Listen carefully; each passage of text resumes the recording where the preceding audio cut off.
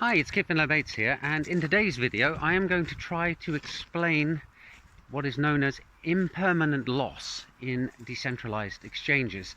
And I'm going to use the analogy that I've used in a previous video where I was talking about decentralized exchanges or DEXs, where I used a comparison with a vending machine that sells chocolate, but unusually not only can you insert euros to get chocolate, but you can insert chocolate and get back euros.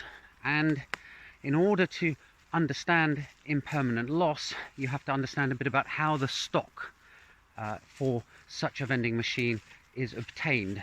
Actually, initially I should mention what impermanent loss is. And impermanent loss is that when somebody puts both chocolate and coins, euros, into this decentralized exchange vending machine, if the price shifts, i.e. if someone buys some chocolate or somebody inserts some chocolate and buys some euros, then the value of the stock that the stock supplier has in aggregate actually decreases. And this is something that may seem a bit counterintuitive to you. So back to the stocking of the machine. So you have a machine that you can put chocolate in one side, money in the other. It has an interface, and people can come along and they can put in coins and get out chocolate, or they can put in chocolate and get out coins. And the way that a decentralized exchange works is it keeps the product of the chocolate times the euros constant. And that's why sometimes it's known as a hyperbolic function or bonded curves. But that's the principle on which it works. So as an example, let's say somebody supplies such a vending machine and an investor wants to invest some chocolate and coins in the machine, i.e. provide stock so that people can buy either product. And they do this by putting 100 bars of chocolate and 100 euro coins in the machine. So now it has 100 of each as its stock. And if you multiply 100 by 100, you get 10,000. So that's the constant that the machine now has to always have. And if somebody comes along and they put 5 euros in, then they will get a certain amount of chocolate out, and the remaining chocolate now has to be 10,000 divided by 105. So that's how the price is calculated. So anyway, that's the background to how decentralized exchanges work. And now I'm going to look at a case where someone provides some stock.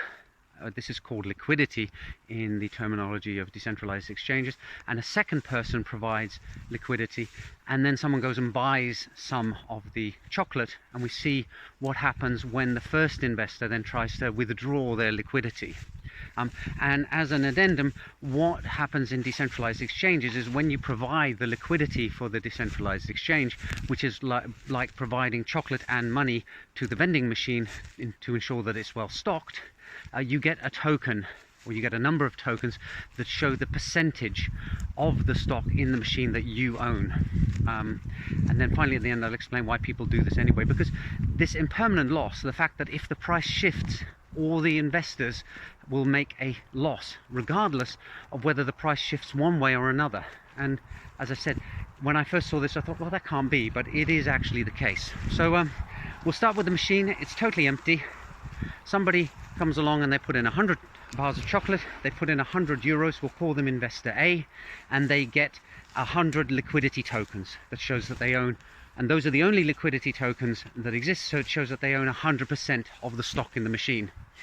And 100 times 100 is 10,000. That's the constant that the machine now has to maintain, regardless of whether coins or euros are put in and whether euros are withdrawn or chocolate is withdrawn. So now investor B comes along. They also put in 100 bars of chocolate and 100 euros. So now the machine contains 200 bars of chocolate and 200 euros, so it's really well stocked. And the second investor will also get 100 liquidity tokens, and that means that because there are 200 liquidity tokens in total, each investor has half the liquidity tokens, they own half the stock, and they can at any point decide to withdraw their stock if they want to take it out and put it in another machine, or eat the chocolate and spend the euros or whatever it is. So now we have that situation, and that means with 200 euros and 200 bars of chocolate in the machine, the constant is recalculated, and it's 200 times 200, which is 40,000. So that's all very well and good. The machine's sitting there, and now we have a customer who comes along, a buyer, and this buyer wants to buy 5 bars of chocolate. So how much is it going to cost them to buy the 5 bars of chocolate? Well, after they've bought the 5 bars of chocolate, there will be 195 bars of chocolate in the machine, and 195 times X has to equal 40,000. So that means that the cash amount in the machine will have to be 205 euros and about 13 cents, because 205.13 times 195 is 40,000, so that will keep it constant. So now the machine has 195 bars of chocolate in it and 205 euros and 13 cents, and our buyer has 5 bars of chocolate in their pocket. Well, hopefully not their pocket, because they might melt there, and they've spent 5 euros and 13 cents in order to obtain them. And so the price of the chocolate has shifted because of keeping the product of price and chocolate constant at that 40,000 value. So that's how decentralized exchanges work, and this is all very well and good, but now investor A decides they want to withdraw their 50% of the stock for whatever purpose. Okay, so they will get 50% of the chocolate that's in there, 195 bars of chocolate, 50%, that's 97.5. They will get 50% of the euros that are in there, 205 euros 13 cents divided by 2, that's 102 euros and 56 cents. So now liquidity provider A, or chocolate and euro provider A, has 97.5 bars of chocolate and 102 euros and 56 cents. So it's different balance from what they had when they first put their 100 and 100 in. So how can we, when we say, well, how come there's been a loss here? Well, if the buyer wanted to ensure that they had 100 bars of chocolate, that's what they were concerned about, they would have to go and buy another 2.5 bars of chocolate, and that you can do the calculation yourself, because now we're back to the product of 97.5 times 100 and what was it again, 102 euros and 56 cents. So that has to come out, that comes out to 10,000. So if they want to buy 2.5 bars of chocolate, it's actually going to cost them around about 2 euros and 70 cents. So that means they are going to be down. They're going to be down 20 cents. So after that one transaction has happened by the original chocolate buyer, when investor A withdraws all their money and their chocolate bars that they have as their liquidity or their stock in there, and then they try to get their chocolate bar back up to the level that they had at the beginning, they're going to be 20 cents out. Instead of having 100 euros, they're going to have 99 euros and 80 cents. So they've made a loss. And the reason why this is called an impermanent loss is that if they waited for somebody else to come around after the first buyer who bought 5 bars of chocolate, somebody else came along and put 5 bars of chocolate in to get euros out, it would have gone back to 200 bars of chocolate and 200 euros. And so when the first investor took their 100 euros and their 100 bars of chocolate out, they'd have exactly what they started with. So this is why it's called a loss, and it's called impermanent, because it will disappear as long as the price goes back to what it was when the investor first invested. Now, the counterintuitive thing is we had the numbers there for getting 97.5 bars of chocolate and 102 euros and 56 cents out. It's symmetric though. If it was reversed the other way around, and the buyer had, instead of buying 5 bars of chocolate, had put 5 euros in order, instead of buying chocolate, if they had bought euros with chocolate, so rather than ending up with 5 bars of chocolate in their pocket, they'd ended up with 5 euros in their chocolate. They would have had to have paid a little over 5 bars of chocolate to do so.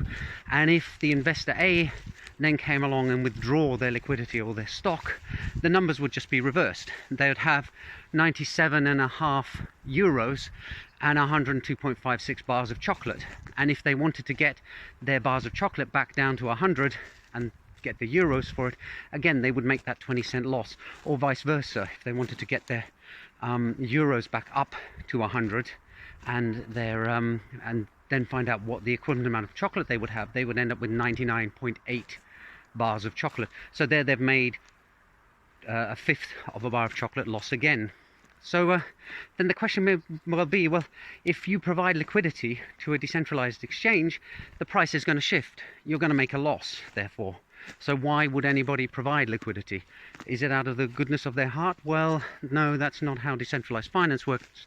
The whole motivation is that you will do this stuff in order to make a profit, or a hopeful profit, and the profit is made by the fact that every buyer who comes along and buys chocolate with euros or buys euros with chocolate has to pay a small fee or a commission in order to do so, and that commission goes to the stock providers or the liquidity providers in proportion to the percentage of the stock that they provided.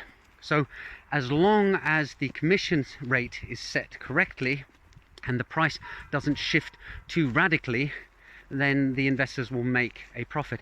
However, if the price shifts dramatically in one side or another, the more the price shifts away from the original price that it was when you provided the liquidity, the bigger your impermanent loss. And I'll put that in quotes because in practice it's not going to be impermanent. The price will probably not go back to where it was at the point that you want to cash in. So if there are big swings, then the investors in decentralized exchanges can make significant losses. However, if it's a fairly stable pair where the price doesn't have much volatility, then the commission over time should more than make it worthwhile to invest. But as is always the case with finance and investing, there are risks, and that's the risk in decentralized exchanges if you want to provide that liquidity.